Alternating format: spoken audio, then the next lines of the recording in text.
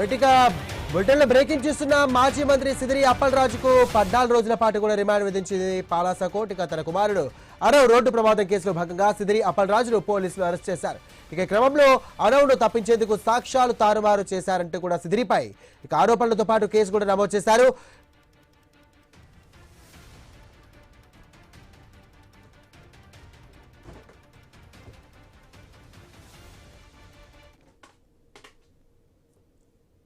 కేసులో అప్పలరాజు గారికి రిమాండ్ ఇచ్చారండి. కేసులో అప్పలరాజు డాక్టర్ గారికి రిమాండ్ ఇచ్చారండి. ఆగస్టు 5 వరకు రిమాండ్ ఇచ్చారండి. అప్పలరాజు డాక్టర్ గారికి రిమాండ్ ఇచ్చారండి. 105 అంపోల్ చేయండి. రైట్గా మరింత సమాచారం మా ప్రతినిధి పాలాస నుండి రాము ఇప్పుడు అందిస్తారు.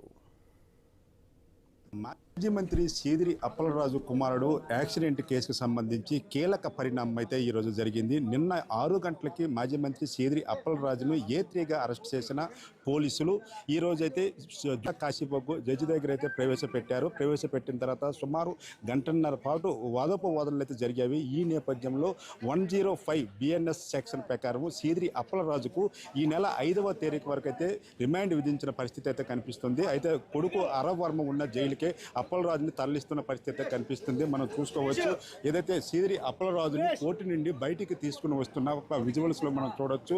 ఏదైతే అప్పలరాజుకి సంబంధించి ఇంతవరకు కూడా ఒక సాధారణమైన యాక్సిడెంట్ కేసుగానే భావించారు అందరూ కూడా. అదే అరవ్ వర్మకి రిమాండ్ విధించడంపై కూడా పలు భిన్నాభిప్రాయాలు అయితే రాష్ట్రంలో ఏర్పడేవి. ఒక సాధారణమైన యాక్సిడెంట్ కేసుకు కుమారుని ఎలాగ రిమాండ్కి తరలిస్తారనే ఒక వాదన కూడా ఇచ్చింది. దీనిపై మాజీ ముఖ్యమంత్రి జగన్మోహన్ రెడ్డి కూడా ట్వీట్ చేయడం జరిగింది. అయితే అనూహ్యంగా నిన్న 6 గంటలకు అరెస్టు చేసిన అప్పలరాజును సుమారు 23 గంటలు కాశీబొగ్గు పలాస పోలీస్ స్టేషన్లో నిర్బంధించి విచారించిన తర్వాత అప్పలరాజుకు సంబంధించి ఇవాళ సాయంత్రం 5 గంటలకైతే కోర్టులో హాజరుపరిచారు. కోర్టులో వాదోపవాదనలు జరిగిన తర్వాత అప్పలరాజుకు 14 రోజులు రిమాండ్ విధిస్తూ ఏదైతే సివిల్ జడ్జి మరియు judicial magistrate of first class court Palasa వారు అయితే తీర్పు చెప్పడం జరిగింది. అయితే ఈ నేపథ్యంలో అప్పలరాజును కుమారుడు ఉన్న జైలుకైతే తరలించే ఏర్పాట్లు అయితే ప్రస్తుతం పోలీసులు చేస్తున్న పరిస్థితి ఉంది. పూర్తిగా మనం చూసుకోవచ్చు.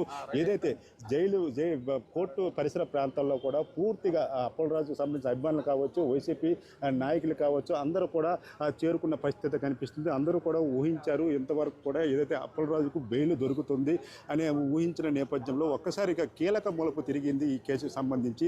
అది గతంలో కుమారుడిపై అరవ్ వర్మపై పెట్టిన 105 సెక్షన్ BNS సెక్షన్ను అప్పుడున్న మెజిస్ట్రేట్ అయితే దాన్ని తొలగించడం జరిగింది. అయితే ఇప్పుడు ఆ 105 సెక్షన్ BNS సెక్షన్ అయితే అప్పలరాజుపై ప్రయోగించడం అయితే జరిగింది. 105కి సంబంధించి మర్డర్ కేసుకు సంబంధించిన సెక్షన్గా మనం చెప్పుకోవచ్చు. దీనికి సంబంధించి సగటున 14 రోజులు రిమాండ్ అనేది ఉంటుంది. మరి ఈ నేపథ్యంలో అప్పలరాజునైతే అంపోలు జైలుకు తరలించే ఏర్పాట్లు అయితే ప్రస్తుతం జరుగుతుంది. మనం చూసుకోవచ్చు. పలాస ఏదైతే ఫస్ట్ క్లాస్ కోర్టు వద్ద అయితే గందరగోళ పరిస్థితి అయితే నెలకొన్నవి. అప్పలరాజుకు సంబంధించి జైలుకి తీసుకెళ్ళడానికి పూర్తిగా వాహనాలను కూడా సిద్ధం చేసిన పరిస్థితి అయితే కనిపిస్తుంది.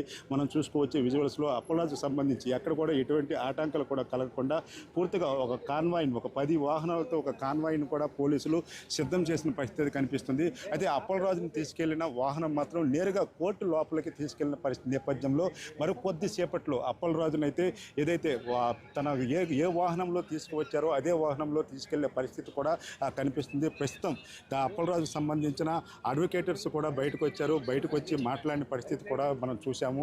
ఏదైతే 105 BNS సెక్షన్ ప్రభావం వల్ల అప్పలరాజును బెయిల్ నిరాకరించిన పరిస్థితి కనిపిస్తుంది. అయితే అప్పలరాజుపై కూడా ఏదైతే యాక్సిడెంట్ జరిగిన సమయంలో ఆ సంఘటన స్థలానికి అప్పలరాజు వెళ్ళినట్టు అక్కడ ముద్దాయిని ఏదైతే తన కుమారుడి పేరుని తీసి ఇంకొక సిద్ధార్థ్ అనే వ్యక్తిని పెట్టడము, అంతేకాకుండా తన కుమారుడికి ట్రీట్మెంట్ కోసం హాస్పిటల్కి తీసుకువెళ్లారని, ఎవరైతే బాధితుడు ఉన్నాడో బాధితుడికి సంబంధించి రోడ్డు సైడ్కి నెట్టివేయబడ్డాడనేసి పోలీసులు అయితే తన రిమాండ్ రిపోర్ట్లో అయితే పొందుపరచడం కనిపించడం జరిగింది. ఈ నేపథ్యంలోనే అప్పలరాజుకి అయితే 14 రోజుల రిమాండ్ అయితే విధించడం జరిగింది. ప్రస్తుతం అయితే ఏదైతే ముందు నుంచి కూడా వైసీపీ శ్రేణుల్లో కూడా ఒక ఉత్కంఠం అయితే కలిగింది. గత 23 గంటలుగా కూడా ఇంతవరకు కుమారుడికి రిమాండ్ విధించారు. కనీసం అప్పలరాజుకైనా బెయిల్ దొరికిందని అందరూ ఆశించారు. అయితే అనూహ్యంగా అప్పలరాజుకి కుమారుడి కంటే ఒక పెద్ద సెక్షన్గా మనం చెప్పుకోవచ్చు. మర్డర్ కేసుకు సంబంధించిన 105 బిఎన్ఎస్ సెక్షన్ను అప్లై చేయడంపై కూడా ఇప్పుడు ఆందోళన వ్యక్తం చేస్తున్న పరిస్థితి కనిపిస్తుంది. 23 గంటల ఉత్కంఠభరితంగా సాగిన